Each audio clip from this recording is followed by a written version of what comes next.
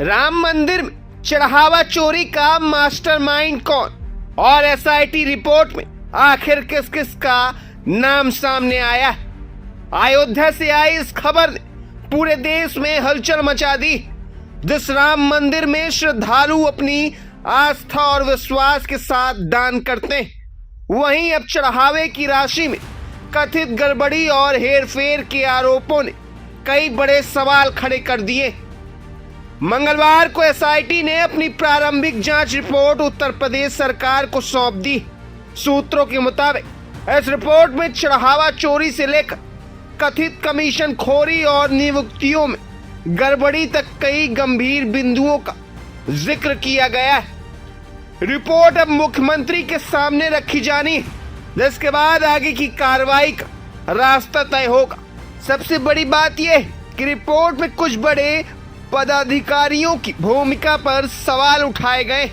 सूत्रों के अनुसार ट्रस्ट के महासचिव चंपत राय, अनिल मिश्रा और निर्माण सहायक गोपाल राव का नाम जांच के दायरे में आने की बात कही जा रही। हालांकि यह भी स्पष्ट कि एसआईटी ने अभी किसी को दोषी घोषित नहीं किया और जांच जारी। रिपोर्ट में कथित तौर पर कुछ रिश्तेदारों और करीबियों का भी जिक्र किया गया है। आरोप है कि मंदिर में चढ़ावे की गिनती से जुड़े कई लोगों की नियुक्ति प्रभाव और सिफारिश के आधार पर हुई है। यही वह बिंदु है जिस पर एसआईटी विशेष ध्यान दे रही। सूत्रों के मुताबिक जांच में 25 से 30 लोगों की भूमिका संदिग्ध पाई गई। दावा किया जा रहा है चढ़ावे की रकम की गिनती के दौरान ही पैसे इधर उधर किए जाते थे।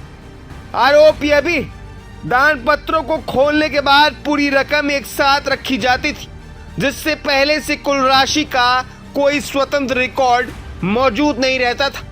ऐसी कथित खामी का फायदा उठाकर हेर फेर किया गया है। जांच में यह भी दावा सामने आया है कि महाकुंभ और माघ मेले के दौरान अयोध्या में श्रद्धालुओं की भारी भीड़ पहुंची थी और उसी समय चढ़ावे की राशि में रिकॉर्ड बढ़ोतरी हुई। आरोप है कि इसी अवधि में सबसे ज्यादा गड़बड़ी हुई।